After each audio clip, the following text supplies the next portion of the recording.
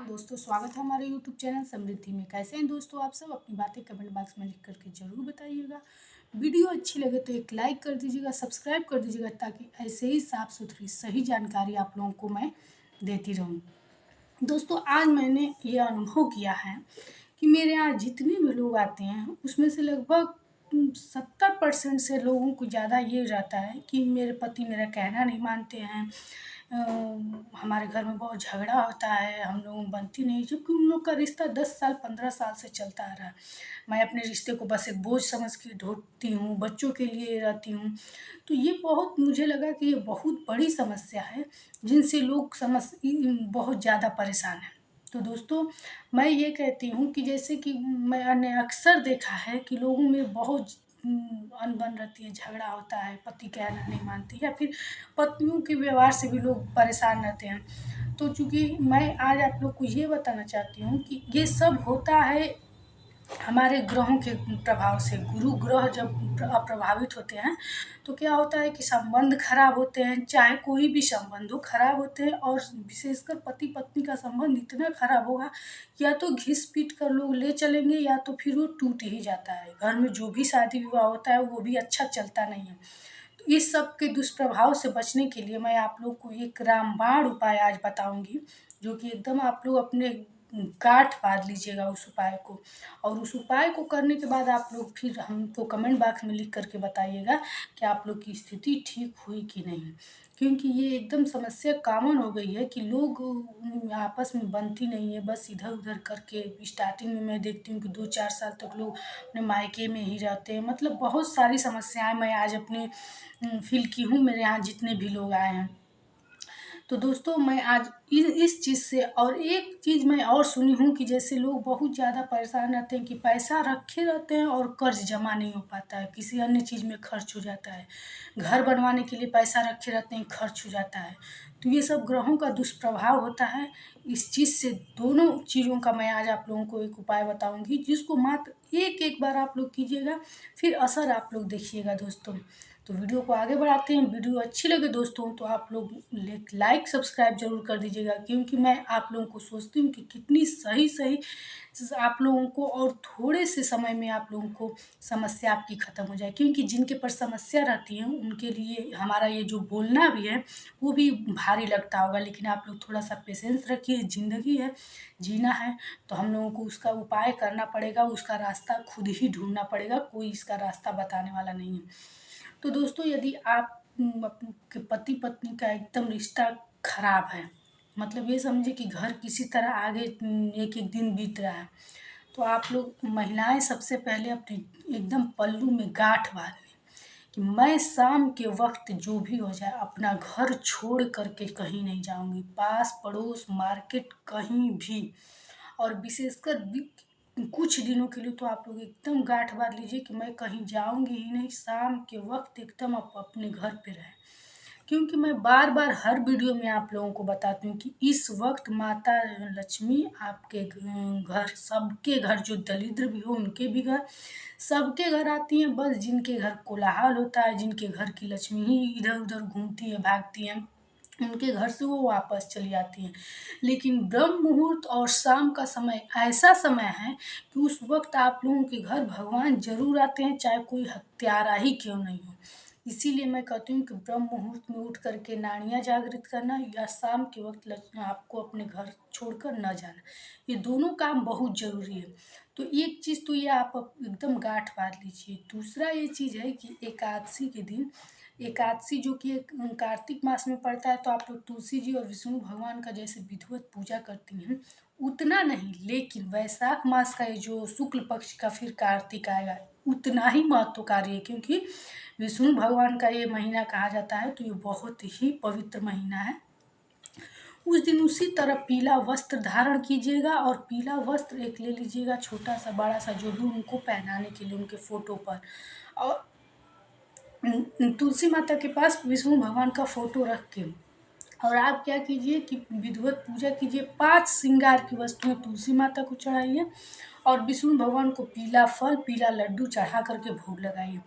शाम के वक्त ये पूजा कीजिएगा। और उसके बाद 5 बार 7 बार जो भी हो तुलसी माता का परिक्रमा करके वहाँ बैठ जाइएगा। और आपकी जो भी समस्या है, जैसी भी हो, कि मैं ये करती हूँ वो करती हूँ, आप जितना हो सके 5 मिनट 10 मिनट बस याचना कीजिएगा दोस्तों। और एक चीज़ कीजिएगा कि सुबह जब आप उठिएगा तो आप विष्णु भगवान के मंदिर में एक बिना नहाए धोए जैसे भी हो, आप लोग सुबह जा कर के एक अच्छी नारियल ज़रूर रख के आइएगा मंदिर में। मतलब कि ये समझ लीजिए कि इसके बिना ये पूजा शुरू ही नहीं होगा। जब एकादशी का सुबह होगा तो आप लोग उस दिन तो गंगा जल से नहाना चाहिए, या फिर किसी पवित्र नदी में नहीं भी नहा पाए तो गंगा जल से ही नहा करके या फिर बिना नहाए एक अच्छी नारियल वहाँ मंदिर में रख करके आइएगा। फिर शाम के वक्त इस प्रकार से आप पूजा कीजिएगा। फिर आप हमको कमेंट बॉक्स में बताइएगा ठीक 1 महीने अगली एकादशी तक कि आप लोग की स्थिति अच्छी हुई कि नहीं। ये तो मतलब किया गया उपाय है, लेकिन आप इसको करके देखिएगा। निश्चित आपकी रिश्ते जो होंगे वो धीरे धीरे इतने अच्छे हो जाएंगे कि फिर आपको एक चमत्कार जैसा महसूस होगा। दूसरी चीज़ जो लोग मैं बता रहे थे कि लोग कहते हैं कि पैसे इकट्ठे होते हैं, कर्ज नहीं जमा कर पाते हैं, या फिर से घर नहीं बनवा पाते हैं, तो उनके लिए मैं एक उपाय बता रही हूँ कि किसी भी सोमवार को हम कहते हैं कि कोई भी उपाय हो अगर शुभ मुहूर्त में किया जाए तो उसका प्रभाव 100 गुना बढ़ जाता है। तो चूँकि शुक्ल पक्ष में आप किसी भी सोमवार को 5 बार शिव मंदिर जाके 5 शिव चालीसा ले लीजिएगा, 4-5 रुपए का मिलता है। और पाँचों से बैठ कर के एक बार 5-5 मिनट का होता है, एक बार पाठ कर लीजिएगा शिव चालीसा का। जब पाठ करके वो शिव चालीसा वहीं रख दीजिएगा। और उसके बाद आपको कुछ नहीं करना है, 5 घी का दिया घर से लेकर के गए रहिएगा। और 4 दिया जलाइएगा, 4 दिशा में जलाइएगा, जैसे एक पूरब एक पश्चिम। अपने ही जगह पे बैठ के वहाँ घूम घूम के नहीं जलाना है, अपने ही उनके दरबार में 4 दिशा में जला करके एक दिया उठा कर ले आ करके अपने घर के मंदिर में रख दीजिएगा। वहाँ से जलते हुए उठाइएगा, अगर बीच में बंद हो गया तो कोई बात नहीं, आप ले आकर के अपने घर के मंदिर में रख दीजिएगा। कोई भी प्रकार का आपका या ग्रह बाधा हो, कोई बाधा हो, शत्रु बाधा हो, या फिर किसी भी बाधा से जो कि आपका एकदम ये चीज़ ख़त्म हो जा रहा है, पैसा इकट्ठा होता है ख़त्म हो जाता है, दूसरे कामों में चाहे जो भी बाधा हो निश्चित रूप से ख़त्म हो जाएगा। और आपका जो अगर घर बनवाना है तो घर के लिए भी जो पैसा इकट्ठा करेंगे वो भी नहीं ख़त्म होगा, कर्ज के लिए इकट्ठा कर रहे हैं वो भी नहीं ख़त्म होगा। मतलब कुल मिलाकर के कि इकट्ठा पैसा आपका ख़त्म नहीं होगा, चाहे पर्पज आपका जो भी हो दोस्तों। ये चीज़ उसी से होता है कि जब कोई अदृश्य शक्ति, वैसी शक्ति ऐसा होने नहीं देती है कि आप कुछ सोच के पैसा इकट्ठा करें और वो चीज़ आपका हो जाए, वो होने ही नहीं देगी। तो एकमात्र शिव भगवान ऐसे हैं कि जो आपका जो चीज़ एकदम असंभव होता है उसको भी संभव करने की शक्ति होती है शिव भगवान में। तो आप लोग ये उपाय कीजिए। जो चारों दिशाओं की बात बताई, यदि आप लोग को समझ में नहीं आया हो तो जो अपने ही स्थान पे बैठ के 4 दिशाओं में दिया जला करके और एक दिया उसमें से बस उठा लीजिएगा और अपने घर के मंदिर में ला के रखिएगा। चाहे जो प्रकार की आप लोग की बाधा हो निश्चित खत्म हो जाएगी दोस्तों। मैं आप लोग को उपाय एकदम सटीक बताती हूँ और ऐसा बताती हूँ कि आप लोग को वो भार न लगे, क्योंकि विपदाओं में लिपटा हुआ व्यक्ति जब उसको कोई बात कहता है सही का ही गलत, उसको सब गलत लगती है, क्योंकि वो विपत्ति में है। इसलिए बस मैं आप लोग से ये थोड़ा सा निवेदन करती हूँ कि थोड़ा सा आप लोग धैर्य रखिए, क्योंकि धैर्य बिना तो कुछ नहीं हो सकता और आप ही को करना है। अगर आप करेंगे नहीं तो कोई अगर आप पे फूंक दे, तंत्र मंत्र टोटका कर दे तो उससे कुछ आपको हासिल नहीं होगा। इसलिए आप विपत्ति में हैं, आपका ये संकट है तो आपको ही उपाय भी करना पड़ेगा। इसलिए आप उपाय करके अपनी समस्याओं को धीरे धीरे ही वो समस्या खत्म होगा। एकाएक कोई जादू नहीं है कि वो समस्या खत्म हो जाएगा। तो आप ये उपाय कीजिए, निश्चित रूप से आपकी समस्या खत्म हो जाएगी। मेरे यहाँ लोग लगभग 100-200 लोग रोज़ सुबह आते हैं, रोज़ दिन भर में आते हैं।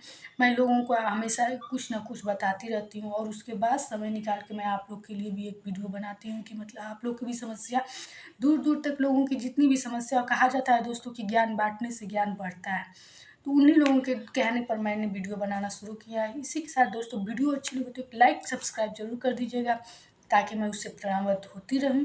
फिर मिलेंगे नए वीडियो के साथ। जय श्री राम दोस्तों।